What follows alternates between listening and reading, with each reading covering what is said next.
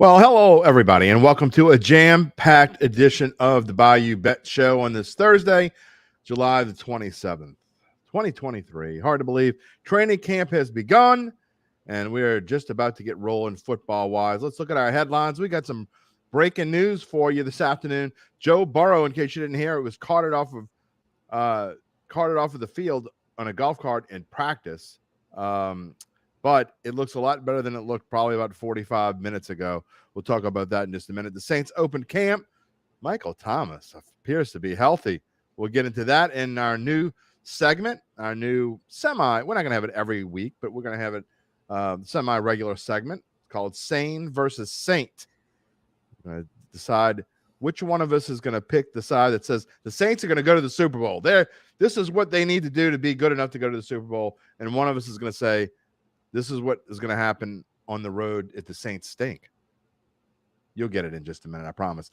MLB trade line is just 5 days away. Shohei Ohtani, it's announced he is staying with the Angels, and then he goes out and throws a one-hitter. So maybe he wanted to stay with the Angels. Maybe we'll stay with them all along. And then the U.S. women's national team, we're not going to spend a whole lot of time because they play again on Monday.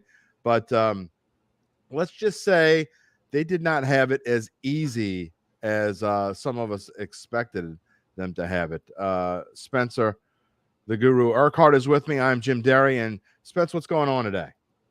Oh, shoot, doing good, Jim. Just soaking in all the info. The training camps being open. Hopefully this Joe Burrow news doesn't end up anything serious. You know, they did announce that it was a calf strain, that they're hoping that it's nothing more than that. That's what Coach Zach Taylor said when asked about it. So you never know if he's trying to cover up for something more serious, but let's hope that that's all it is, because we all want Joe Burrow out there on Sundays. We say hello to Deborah. Lamont is in San Francisco by way of NOLA. Well, we thank you for watching all the way out in California. I'm sure our friend Jerry will be with us. A reminder that Bayou Bets is brought to you by Caesars Sportsbook, which is the official odds partner of bet.nola.com.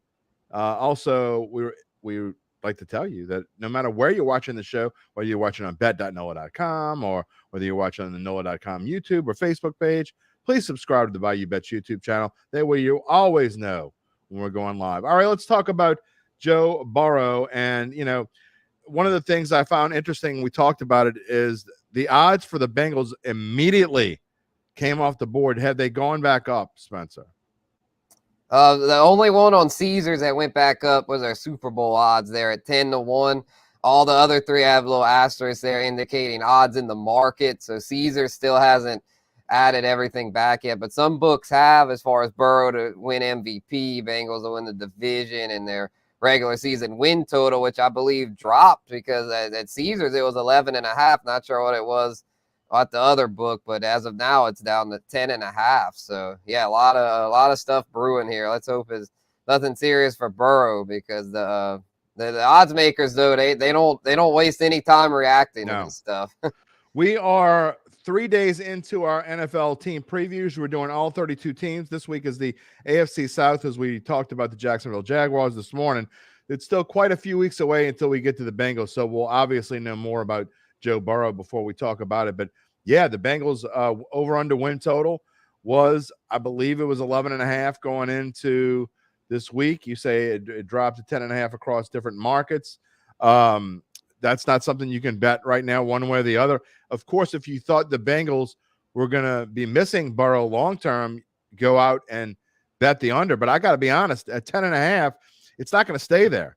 This is just a calf injury. Zach Taylor is telling his team it is a calf injury. Adam Schefter was reporting on ESPN before we went on the air this afternoon that is just a calf injury. So a calf injury is a muscle injury that, yeah, he's going to miss some time in the preseason. But that's usually something, Spencer, that lasts just a couple of weeks and he's back on the field. In other words, I think he'll be, that's something where you usually can come back before maybe even their first preseason game or second preseason game, because none of these teams, except the teams playing in the Hall of Fame game next week, will be playing a preseason game for 2 weeks. Right. So we have plenty of time to rest it up, make sure it's back to being 100%.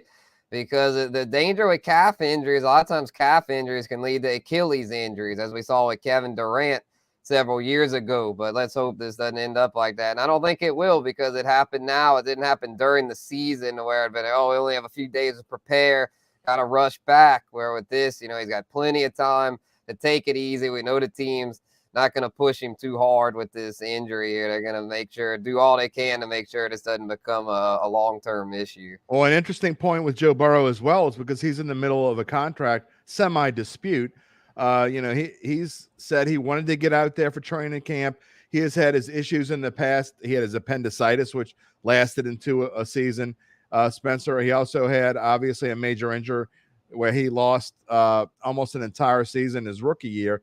So Joe Burrow, I think, has yet to go through just a whole full season without having anything go wrong. And so although he's got the potential contract dispute and he's trying to get a contract extension and clearly deserves one, bringing this team to just short of the Super Bowl last year and to the Super Bowl 2 years ago, this is clearly a franchise player. They want to get a contract extension done, but he just can't seem to have things go right for a full year. Yeah, it's unfortunate, but the past 2 years, he's been out there for pretty much every game. So I feel like the only major injury he had was that knee injury, which is kind of a fluke his rookie year. So if I'm the Bengals, I'm still willing to pay him the big money, because as we saw, Jalen Hurts got paid a few months back. Justin Herbert just yesterday got paid. It's crazy and ironic. That contract was insane. Herbert gets his bag, and then a day later, Burrow still doesn't have his, and then gets injured in practice. So it's like, dang, if you're Joe Burrow, you're probably thinking like, oh, he's probably really upset right now. But long term though, I think this is okay. I know a lot of y'all are probably worried. Joe Burrow, the favorite of a lot of Louisianians, but it doesn't sound like it's anything too bad. But let's hope he gets paid. He deserves it. If Justin Herbert and Jalen Hurts are getting paid, Joe Burrow definitely deserves it, because his resume is better than either of theirs. Jonathan's saying, crank out the bubble wrap. I mean, that's just where we are. Guys get hurt. It happens. I mean, what you want to talk about during preseason is whatever your favorite team is, you hope the news of the day is there is no news of the day. That's what you want during preseason. You don't want anyone to be talking about your team during the preseason. It means that nothing is happening. And I mean, that's just the way that it is.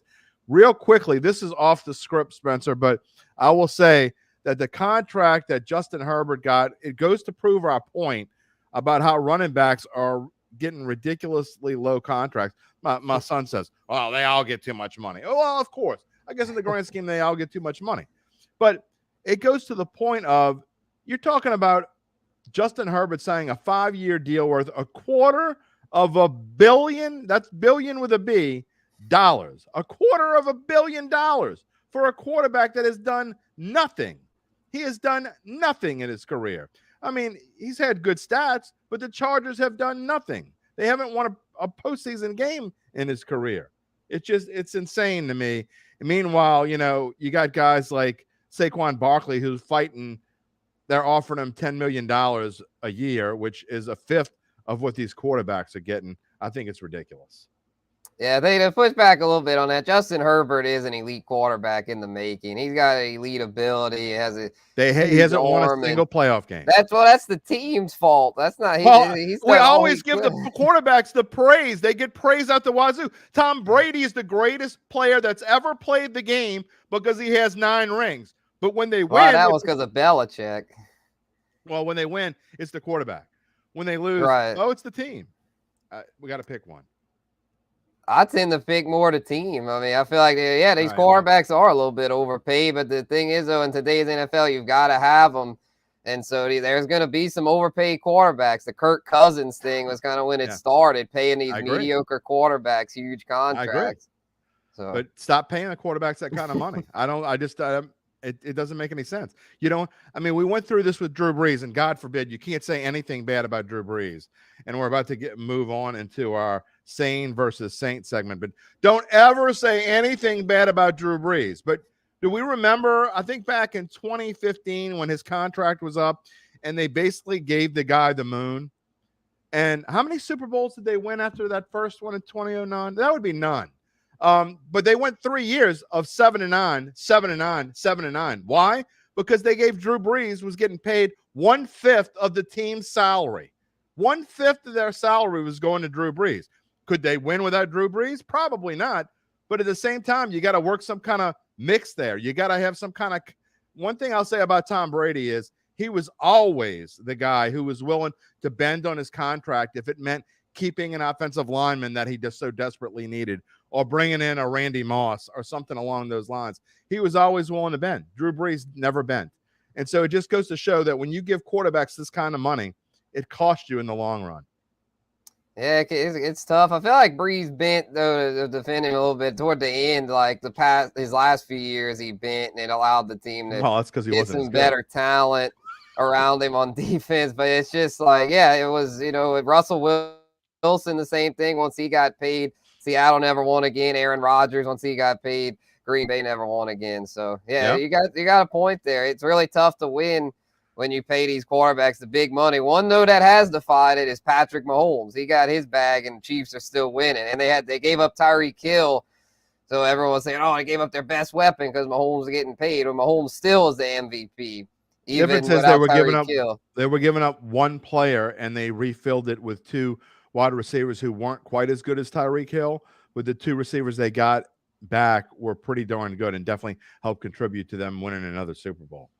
That's another story for another day. All right, let's transition this segment. Again, if you're just joining us, the breaking news earlier was that Joe Burrow was injured. He was carted off. He had to literally hop onto a golf cart and be taken off the field. You can go find the video. It's all over Twitter. That being said, Adam Schefter is reporting that, and Zach Taylor has basically told his team that they think it's just a calf injury, which is great news for Joe Burrow. It's probably a 1-2 week injury in the preseason, something that, if this were the regular season, you'd probably say he'd be questionable for this Sunday. Like that's how, much better off they are. It could have been something way worse than that. So Joe Burrow looks like he's escaped major injury. It looks like he will be off the field for a little bit, but be back on sooner rather than later. Maybe he can talk about his contract talks now. If Justin Herbert gets $250 million, I think Joe Burrow deserves at least that. He's been to a Super Bowl and just missed last year. Just saying. He might do the Brady route. He might take a little bit less to make sure they can keep the team around him. Doesn't that make sense? Doesn't that really make sense? I mean, because really, they're still getting a ton of money. Yeah. I mean, if you got $200 million in the bank, or you got 250, not that I would know. I mean, we should ask Zach Ewing's the closest thing we know to somebody that's got a lot of money in the bank. I mean, we should just, what would you do? You had 200 million or 250 million in the bank. Would you spend something? Would you say, all right, honey, I guess we got to go to Sizzler this weekend. We can't afford to go to the big name steakhouse because we only got 200 million instead of 250 million. I don't know. Yeah, anyway, it's absurd. It really is. All right, let's get to our new segment, Sane versus Saint, where one of us is going to play the role of, this is what the Saints need to do to be a Super Bowl contender, and this is what the Saints need to not do, or if they do this, they're going to be the furthest thing from a Super Bowl contender. These aren't necessarily our opinions, but I'm going to play the role of make it so the Saints go to the Super Bowl. What has to happen for the Saints to be not just a regular old 10-7 NFC South champion? What do they need to do to be 12-5, kind of like the Eagles coming out of nowhere last year? And Spencer's going to play the role of, well, if the Saints do this, they're going to be just like last year. Because I got to be honest, I can't imagine things being much worse than they were last year. That's about as bad as it gets. So it could get worse. It could get worse. It could. I'm going to go first. Hope not, but it could. But go ahead. Well, I'm going to go first, and I'm going to say the Saints are more likely to be a Super Bowl contender than to be the team they were last year. That's not me saying they're going to be a Super Bowl contender. And here's the reason why. Their schedule is much, much easier. That's not even the number one reason, but you went into last year with a schedule that was brutal, and it's at times just insanely brutal. This year, you're going into the NFC South is not even as good as it was last year, in my opinion, because I think the Tampa Bay Bucks obviously take a huge step backward. But you play other teams. You play the AFC South, which again, we're previewing right now on all of our NFL team previews. I think the AFC South might be the worst division in football. Houston, Indianapolis, I both think are 5-6. I think Indianapolis is like a 3 or 4 win team. That's how bad I think they are. Anthony Richardson is going to be awful, I think. So That helps the Saints. But the number one reason why I think the Saints are going to be better this year is I love the moves, Spencer, that they made along the offensive line in the past couple of days, shoring up that guard position, getting Trey Turner in here, signing a couple other pieces to the offensive line puzzle. So where if they have those injuries this year, they'll be able to still protect Derek Carr, which is obviously number one on this team's list. When they have been good in the past, it's because their offensive line has been a top 5 or top 8 offensive line. Do I think they're going to be top 5 or top 8? No. I think that's probably a stretch. But I think if they can avoid a long Kamara suspension, he can get back to where he was. Michael Thomas stays healthy. Chris Olave and Michael Thomas working together. We already know the defense is good, Spencer. I think Derek Carr can bring this offense to somewhere they haven't been in a while. And this offensive line can be much better than it's been the past few years. For sure. You make some good points, but I have to push back a little bit. And I'll start with the defense, which I know a lot of people will assume is going to be good again because Dennis Allen's there, and it's usually always been good under Dennis Allen. But I'm concerned about some of the personnel departures. They lost 2 starting defensive tackles from last year, David Onyemata and Shai Tuttle, replaced them with replacement level players at best. And he drafted Brian Bresee, but he's had a lot of adversity that he's had to go through as a rookie. Not sure how good he'll be. And in the linebacker depth really took a hit when Caden Ellis left. So I think the front seven's got some question marks. And the secondary is just, the cornerback room is simply just inexperienced behind Marshawn Lattimore. Alante Taylor, Paulson Adebo, who's going to win the number 2 job? I mean, it's just kind of uncertain. The safety room, kind of shaky behind Tyrann Mathieu and Marcus May, who are both getting up in age. So with Cam Jordan's leadership, it should still be like an average unit. But I could definitely see it stepping back. And if it steps back, then that means the offense is going to step up.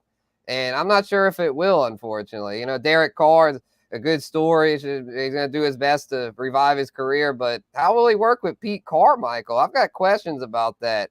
I don't know how him and Carmichael are going to gel. And I mean, because Derek Carr is kind of guy that he's good at sustaining drives, but sometimes when it gets he struggles near the red zone. And that was something the Saints struggled with a lot, was red zone efficiency. And Derek Carr throughout his career has not had good red zone efficiency. So unless they're working on plays that can get them over the hump, which I'm sure they're definitely working on them, but are they going to be able to execute them? And the track record is showing that they haven't. Carr at least hadn't really been able to do it. Carmichael hadn't really been calling the plays that long, but in the couple years that he has, it's been kind of rough to say the least. So, and the offensive line got some concerns there with, I know the Trey Turner thing was nice, but he's been a free agent this long. He's not what he used to be. And Andres Pete getting up there, Cesar Ruiz kind of unproven. And then Michael Thomas's health. He's healthy now, but will he be healthy throughout the year? I wouldn't bet on it. So running back room should be good. I'll give him that, even if Kamara gets suspended with Jamal Williams and Kendre Miller. But I feel like there's a lot of question marks with this team. And in this division, Atlanta and Carolina are both on the rise. So I think I might have to take the under with the win total because, or maybe take to miss the playoffs, because as much as I think they're capable of making it, but all these red flags, to me, there could be a little bit of value with that plus 150 number. Well, speaking of betting on it, you see the numbers on the bottom of your screen there. Vegas thinks the Saints are going to be better this year. Why? Because they're minus 180 to make the playoffs. That means they're 1.8 to 1. You got to bet $1.80 to win $1 for this. If you want to bet on the Saints to make the playoffs, I think a much better bet, if you think that's going to happen, is the Saints to win the NFC South at plus 120. Are there really going to be 2 NFC South teams in the playoffs? I think that is probably not likely, actually. So anyway, we're going to get into more previewing the Saints and what we think as we go along. It's still obviously early. Camp just opened yesterday. It doesn't even open really in full. I think full camp opens tomorrow. But camp opened in earnest. Everyone was there yesterday. That was good news. I think they're off to a roaring start. And look, El Rey says he hopes you're wrong, Spencer, but he thinks you won the discussion. I think Horace, Mr. Horace, thinks you probably won discussion. We'd have to ask him, but he's got a little bias going on, so I don't know. But look at these numbers again. The Saints are going to be our last division as we get along, and we're going to talk more about football, and both of us talk more about football, including conversations about, one of us has Sean Payton in our rant of the day, and another one of us has Jimmy Graham in our rant. Those are our two rants. I'm not going to tell you which one's which, but I'll just give you a hint. My rant is one of them should shut the hell up. So you can probably figure out which one I'm talking about there. Let's talk a little bit about baseball before we get to our rants. And I thought it was interesting. Shohei Ohtani, it was announced that the Angels are not going to make any moves. Not only are they not going to make any moves, well, when I say that, they're not going to make any moves. They're not going to make any moves to dump. They're not going to dump Ohtani to anyone else. He's going to stay an Angel the rest of the season. He went out and then pitched a one-hitter earlier today, I believe, against the Tigers. That's who they played earlier today, right? They had a doubleheader today. Yeah, I think so. So he went out and pitched a one-hitter. Not only did he stay, but they also they brought in Lucas Giolito from the White Sox in kind of a surprising move. First, before we get to whether you agree with it or not, how big of a surprise is it that the Angels not only are not going to trade Shohei, but they make a move to trade for Lucas Giolito? Yeah, well, to me, if you're going to keep him, then you might as well try to contend. Like, I mean, to me, they should have just blow the whole thing up because they're terrible, in my opinion. But they're still technically in it. So if you're that stubborn to keep Shohei, then, yeah, you might as well try to get some new pieces in there and then try to, Giolito, he's not great. I don't think he's going to move the needle enough for him to make the playoffs, but he definitely improves their chances a little bit. Yeah. Well, I think, I think the move is refreshing to me. And the reason why is because, look, the Angels have been a big bottle of a mess over the past couple decades, and that's putting it mildly. I think they went to the World Series in 2005 against the Giants.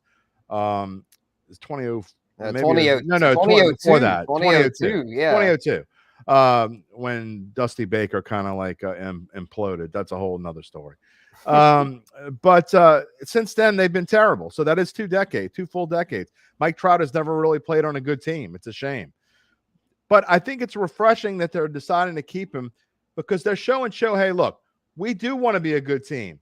If there's any way to convince a superstar like this that, you want to stay here in LA and not go to the other LA team, this is the way to do it. We're keeping you. We're bringing someone else in. We want to be good. Please stay here in LA. And if nothing else, to me, the fans get 2 more months of Shohei Ohtani, which they so much deserve.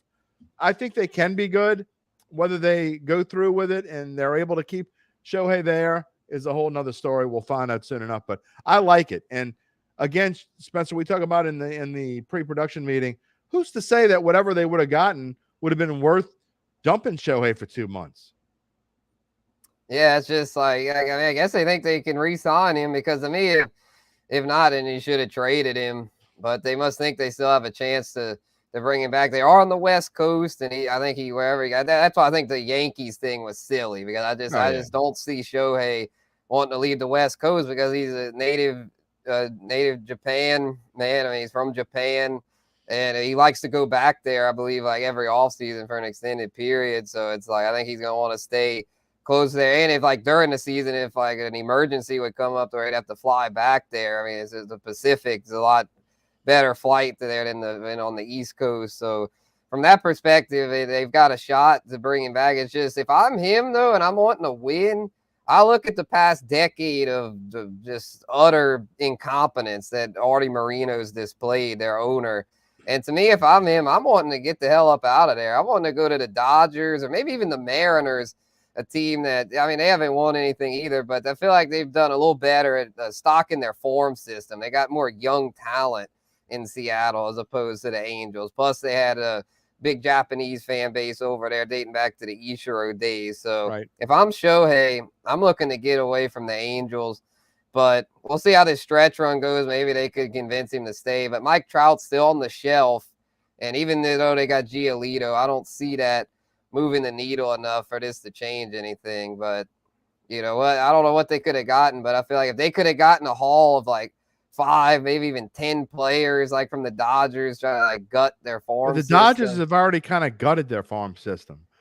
So I don't know that it was going to come from the Dodgers. I don't know what the Yankees were offering, but I mean, and again, we don't know what the offer was. If there was any real, I mean, you got to imagine that Shohei Ohtani, there were real offers out there, but teams try to lowball you, and if the Angels think that they will getting lowball, they like the hell with it. We're just going to keep them. So I can understand that. Again, to me, it's refreshing, and we'll find out, I guess, in January when the moves are generally made, maybe December or January. And whether Otani's going to stay in LA or at least with the Angels, or whether he's going to jump ship. To me, their only chance to keep him was to make the moves that they made in the past couple of days, and getting Giolito doesn't hurt either. Shows that they are definitely willing to make some moves. All right, we're going to talk about the U.S. Women's National Team on Monday. That is their next game, I believe, is Tuesday. It was kind of surprising, I guess, that they had to fight and claw to get a draw with the Netherlands. Spencer won only 3-0 against Vietnam. Zoe wasn't feeling great today, so she's going to come on the show Monday and talk about the women's national team. But I got to say, I'm very surprised at where they are at this point, and they're going to have a lot of explaining to do if they don't get something going on real soon. And finish strong on Tuesday. All right, let's get to our rant. Spencer, I'm going to let you go first today. Your rant is about a current Saint that used to be a former Saint, and he's back again. Jimmy Graham, people getting fired up about Jimmy Graham. But does that mean he's going to stay here in New Orleans? Will he be a Saint on September the 10th? I mean, honestly, right now, I'm gonna probably say no. I don't even think he makes the roster. I feel like this was just an insurance thing for the Saints. This was just to ensure that they have enough tight end depth. And I think the name that comes to mind when they're talking about it is the health of Foster Moreau coming off the Hodgkin's lymphoma. Is he truly 100%? And to me, if he is, Jimmy Graham doesn't make the roster, because the fact is Jimmy Graham is not even close to the player he was 10 years ago when he was in his prime with the Saints. I mean, he didn't even play a down last year. It was 5 years ago.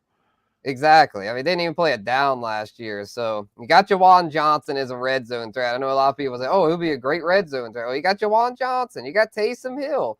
You don't need Jimmy Graham, to me, unless Foster Moreau is not healthy. If you need to put Foster Moreau on the PUP, then you've got Jimmy Graham in there. And if Moreau's ready and Graham doesn't make the team, well, then he can sign his one-day contract, retire, and be on his merry way. So it's fun to talk about, but just saying, don't be surprised if he gets cut. Don't break out those Jimmy Graham jerseys thinking you're going to be wearing them for a while, because if anything, it'd probably just be a short-term stay. Yeah, we had a group text the other day. Zach was involved in it, and I think I put the odds on Jimmy Graham being with the Saints on opening day at plus 130. In other words, I think there's a better chance than not that he won't be a Saint. I think this is one of those things we kind of talked in pre-production about our thoughts on this whole thing. And, I think basically it came down to this. It's like, Jimmy, we want you to retire as a Saint. Okay, cool. You want to sign a one-day contract? Well, I'm not really doing anything right now. Would you give me a chance to play for real? Oh, sure. Come on. It's not going to hurt anything. So bring him in. But I agree with you.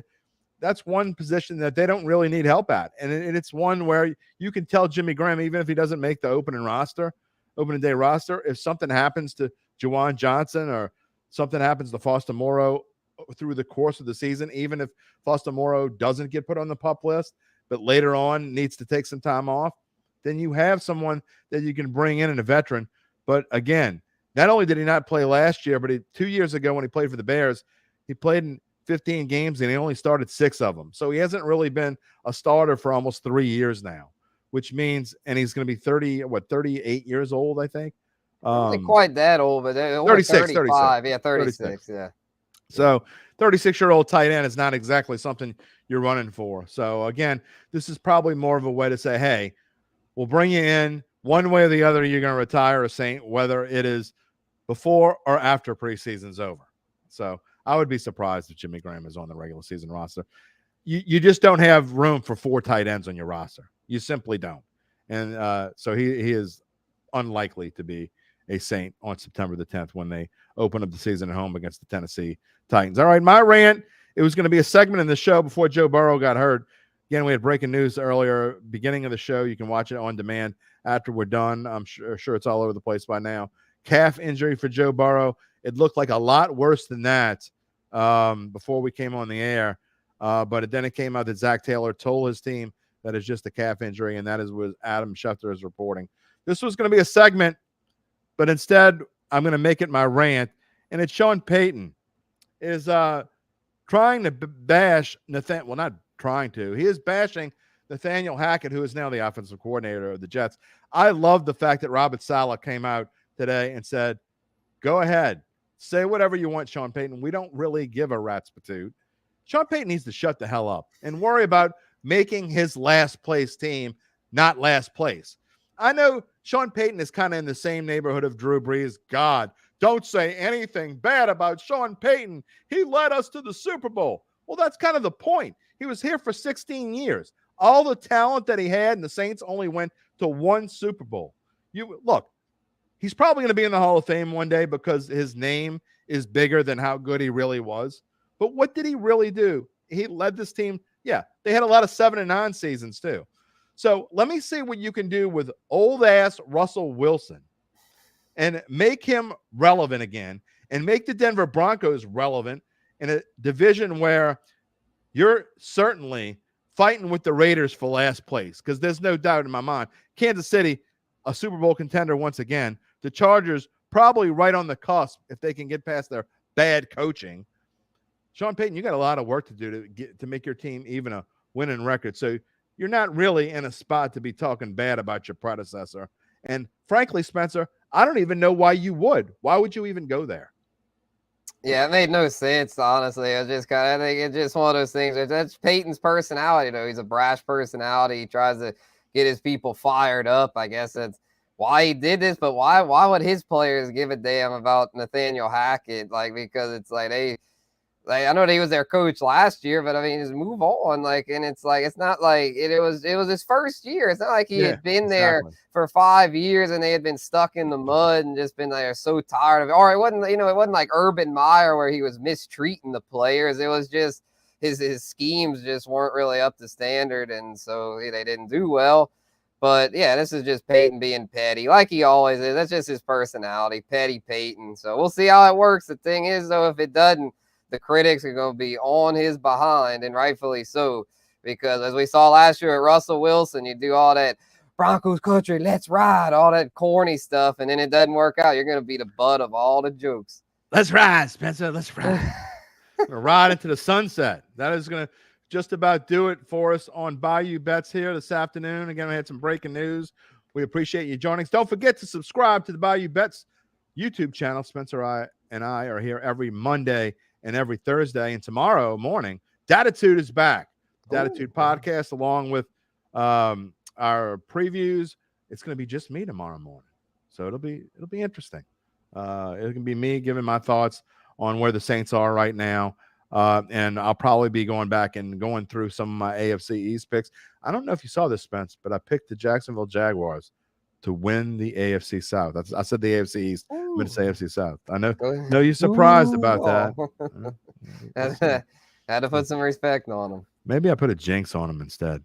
We'll be back on Monday. We're going to when we review my AFC South picks, and we'll get Spencer's thoughts on that as well. Again, Datitude tomorrow morning live on all these same channels at 9:15 a.m.